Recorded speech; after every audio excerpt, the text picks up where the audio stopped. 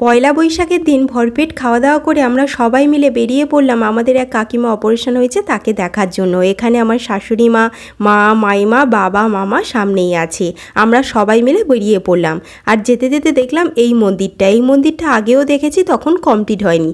খুব সুন্দর লাগছে। তারপরে দেখো আমরা ডায়মন্ডের নদীর পাড় ধরে এইভাবেই কাকিমাকে দেখতে চলে এলাম। কাকিমার সাথে দেখা করে আমরা চলে এলাম আমার বরের মামার বাড়িতে। তো সেখানে এসে প্রথমেই মামাকে ফোন করলাম, মামা আমাদেরকে নিতে নিচে চলে এলো। এটা হলো মামার বাড়ি। আমরা সবাই মিলে মামার বাড়িতে চলে এলাম। এখানে এসে আমরা বেশ কিছুক্ষণ গল্প করলাম।